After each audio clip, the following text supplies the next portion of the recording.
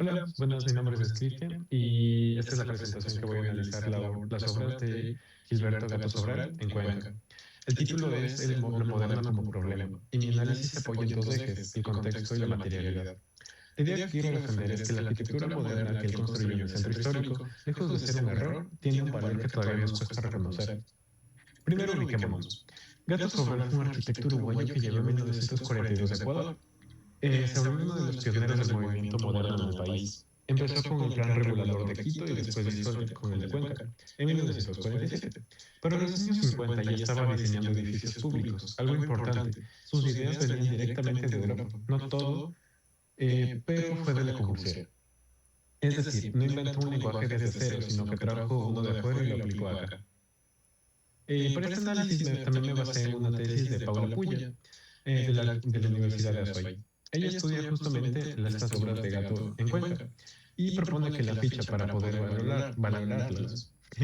Y lo interesante es, ¿qué es lo que propone? Porque se da cuenta que después de Cuenca fue declarada patrimonio, la arquitectura moderna quedó sin reconocimiento.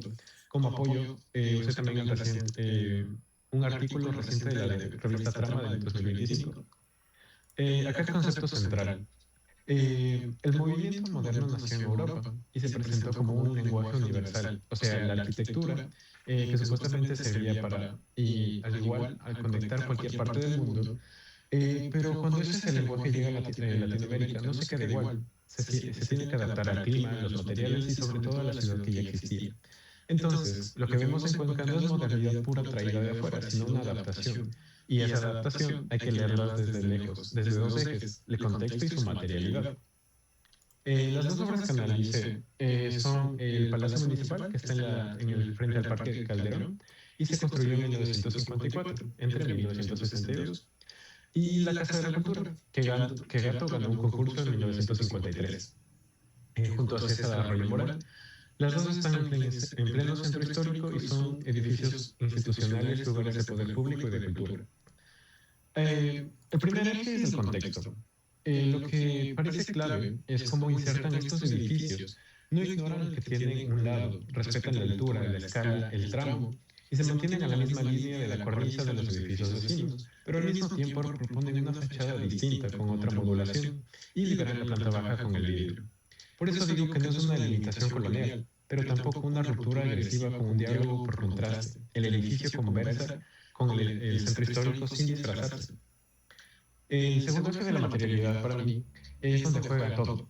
Gato no marca la diferencia con los gestos llamativos, sino con los materiales frente al adobe, la teja y la piedra del centro histórico. Él usa el armado, el hormigón armado, el mármol y el vidrio.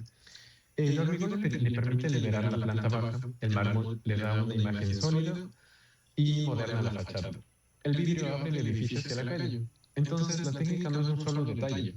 El idioma es el que abre el de la obra, que pertenece a otra época, pero sin necesidad de gritarlo. Y acá llegó la parte, la crítica. Si la obra dialoga con el contexto y lo hace con cuidado, ¿por qué tanta gente lo ve como un valor negativo? Mi posición es que el problema no está en la arquitectura, sino cómo aprendemos a mirar el patrimonio Cuando Cuenca fue declarada patrimonio en 1999, se valoró todo lo del siglo XIX. Lo moderno quedó en una posición ambigua, sin categorías que permitan valorarlo.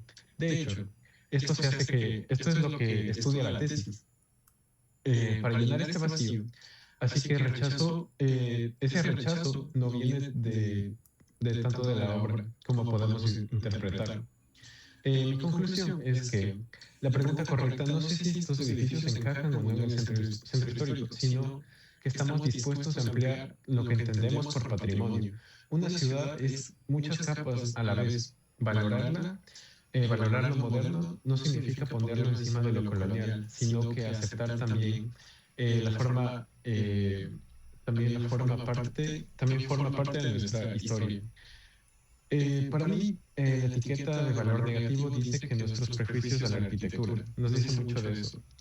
Eh, y esas fueron mis fuentes, la verdad. Muchas gracias por la atención y espero que hayan entendido el análisis que hice de Gato. Gracias.